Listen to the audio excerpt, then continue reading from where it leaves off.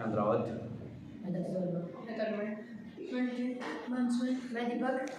आज हम एक नाटक प्रस्तुत करने वाले हैं जिसका शीर्षक है जहाँ पहिया आए। मैं इस नाटक में नरेटर का पात्र निभा रहा हूँ।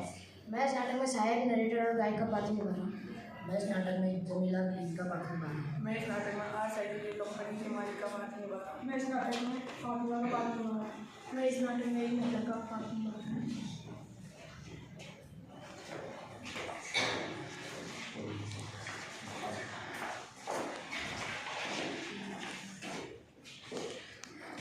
तमिलनाडु पुडुकोट्टी। यहाँ साइकिल चलाने वाला एक सामाजिक आंदोलन। बड़ा अजीब सा है ना। यहाँ की महिलाओं ने अपने पिछड़ेपन के लिए एक बड़ा ही अजीबोगरीब रास्ता निकाला है।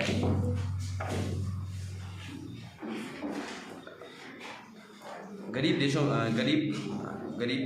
देशों में से एक और जिलों में से एक पुडुकोट्टी है। यहाँ की महिलाओं ने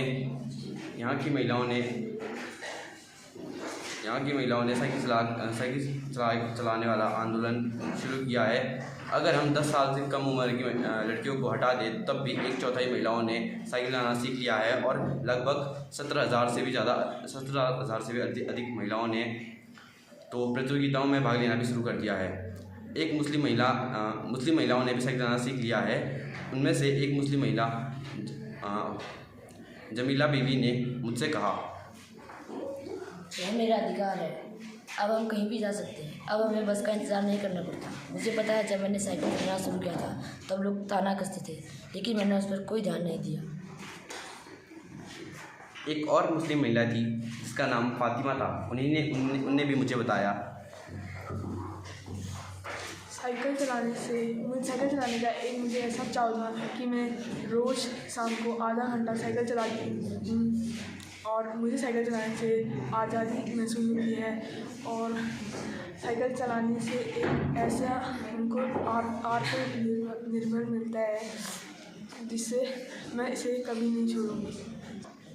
मुझे आधे घंटे किराए पे साइकिल चाहिए। आधे घंटे के लिए ले जाओ, पर 100 रुपये देना। ठीक।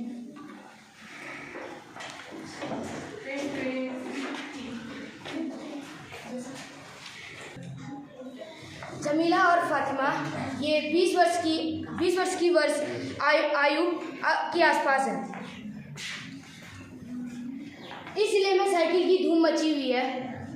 इसकी प्रशंसकों में है महिला खेतिहारी मजदूर और गांव में काम करने वाली नर्स और आंगनबाड़ी और बालवाड़ी में पढ़ाने वाली महिलाएं और इस गांव में खाना पहुंचाने वाली महिलाएं। यहाँ साइकिल चलाने में बहुत सारे औरतें और महिलाओं ने यहाँ साइकिल चलाने का प्रतियोगिता की है। आंदोलन की अगुआ का कहना था कि आंदोलन में महिलाओं को बहुत आत्मविश्वास प्रदान किया है और महिलाएं साइकिल को लेकर 4 किलोमीटर तक की दूरी तय कर सकती हैं और पानी लेने जा सकती हैं। गाँव में साइकिल चलाते समय जो नवसाक्षर महिलाएं थी, उनने कुछ गीत भी गाए जिनकी पंक्तियाँ कुछ इस प्रकार थी। ओ गहना सीखे साइकिल के समय के पहिए संग। 1992 में अंतर्राष्ट्रीय महिला दिवस के बाद अब इस गांव का हाल पहले जैसा कभी नहीं हो सकता था। साइकिल के हैंडल पे झंडा फेरते हुए, घंटियां बजाते हुए साइकिल पर सवार पुडुकोट्टी की 1500 महिलाएं ने पुडुकोट्टी में तूफान ला दिया। और अब कुछ छोटी उपाधियाँ जो महिलाओं को मिली। जिन छोटे उत्पादकों को बसों का इंतज़ार करना पड़ता था, बस स्टॉप पर जाने के लिए भी उन्हें पिता भाई या बेटों पर निर्भर रहना पड़ता था। वे अब सामान बेचने के लिए कुछ गिने चुने गाँव तक ही जा पाती है और कुछ पैदल ही। साइकिल परीक्षण से महिलाओं के अंदर आत्मसम्मान की भावना पैदा हुई। यह बहुत महत्वपूर्ण है। अब फातिमा ने मुझे फिर से कुछ बात बताई। चलाने से मैं पैसे तो नहीं कमाती हूँ, उल्टा पैसे मैं गंवाती हूँ, मगर फिर भी मैं हर शाम साइकिल किराए पर लेती हूँ, जिससे मुझे आत्मनिर्भर वो महसूस हो।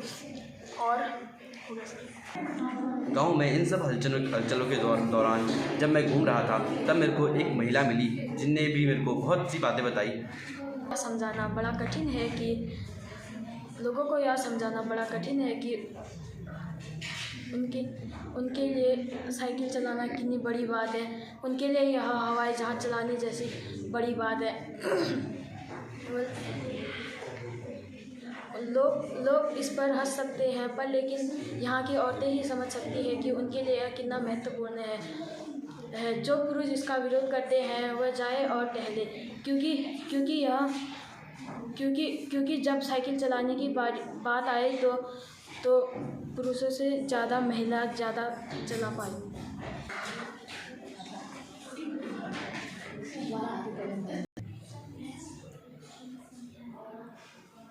इस नाटक के लिए आप सभी का धन्यवाद।